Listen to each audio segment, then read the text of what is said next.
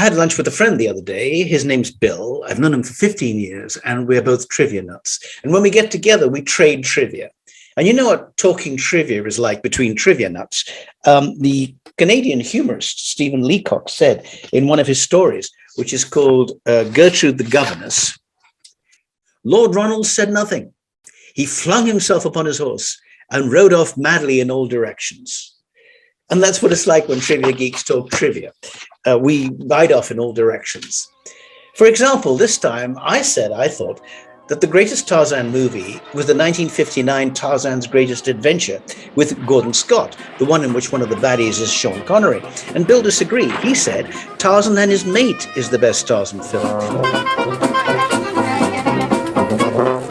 And I said I remember there was a B-Western cowboy star called Ken Maynard. He had a horse called Tarzan, didn't he? And Bill said, well, Hopalong Cassidy also had a white horse. That was called Topper. And I said the Lone Ranger had a white horse called Silver, whose real name was White Cloud, and it was nicknamed by Clayton Moore, who played the Lone Ranger, Liver Lips. Look at the way his lips move.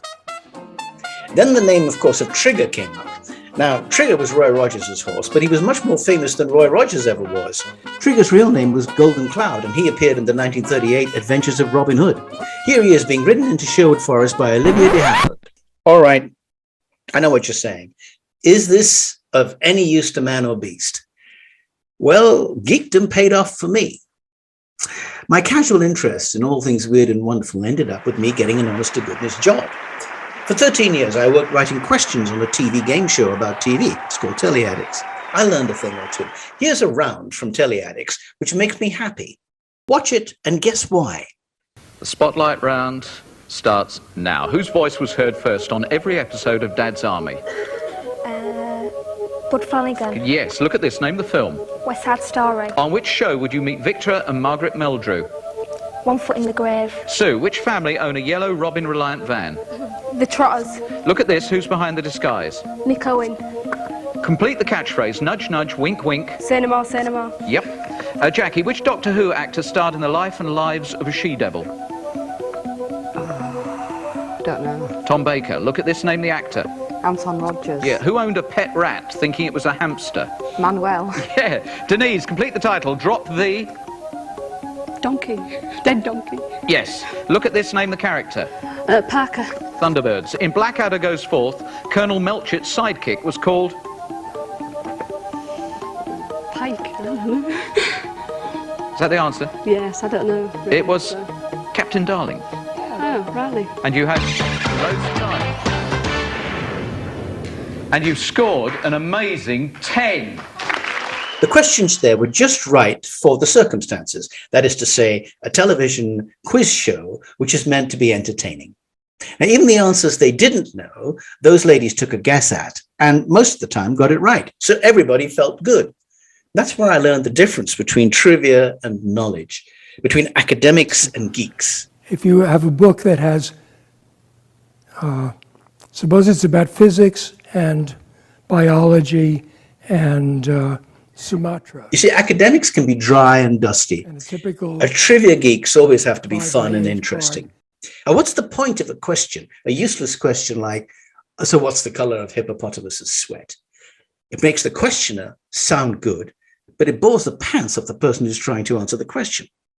Now, a good question is one in which everybody knows the answer, and if they don't know the answer and they're told what the answer is, they go, it was on the tip of my tongue. Here's a good question. Sean Connery was the first actor to play James Bond in a movie. Roger Moore was the third. Who was the second? Now, the answer is, of course, George Lazenby. But you knew that, didn't you? You felt good about it, even smug. But if you can't remember and you're told it's George Lazenby, you say, of course, I knew that, but I just couldn't remember it. And if you don't know who George Lazenby is at all, you'll say, well, that's interesting. I didn't know that. Hadn't heard that name before. Now, here's a really bad question. Who was the first person to play James Bond? The answer is Bob Holness in an adaptation of Moonraker on South African radio. But you see, that's a little obscure, isn't it? I only know the answer to that because when I worked on Call My Bluff, where Bob Holness was the chairman, every day I met him, he'd remind me that he was the first person to play James Bond. He was very, very proud of that fact. Call My Bluff also required a knowledge of useless trivia. The rules, in case you never saw it, contestants were given a word and 3 definitions, 2 false and 1 true. Which was the true one? So this required a short paragraph, a short script, about 30 seconds, on 2 fakes and 1 true definition. The fake definitions needed to sound real, and the real definitions needed to throw people off the scent. Here's one of my scripts as an example of being delivered brilliantly by Derek Jacobi. Goat suckers are totty palemate. Western swifts are totty palemate. Loons are totty palemate. Or, if you want another word for it, they are all steganopithus. If you look very carefully, you'll find that Donald Duck is totty palemate.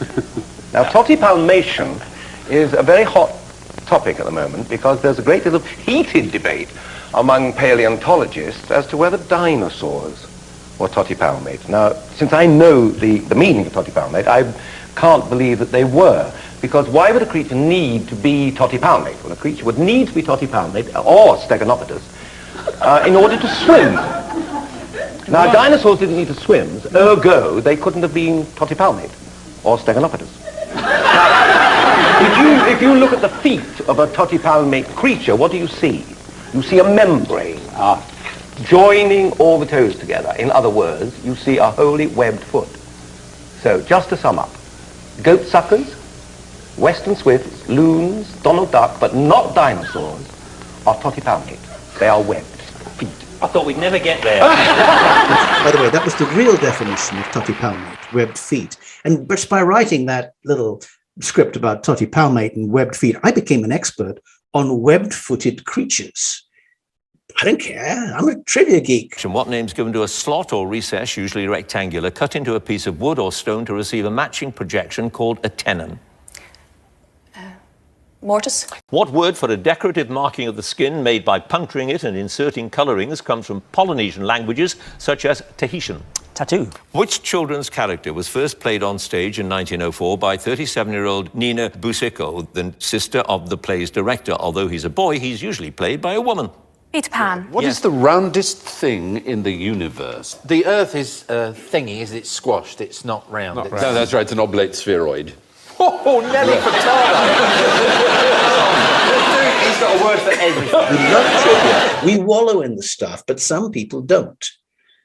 But isn't it nice to know that this pirate is Glenn Close, and this sinister stormtrooper is 007 himself, Daniel Craig, and the 7 dwarfs are called Grumpy, Sneezy, Dopey, Sleepy, Doc, Bashful, and Happy. And the actors who played the Magnificent Seven are Yul Brynner, Steve McQueen, Horst Buchholz, Charles Bronson, Robert Vaughn, Brad Dexter, and James Coburn. And Doctor Who was played by William Hartnell and Patrick Troughton and John.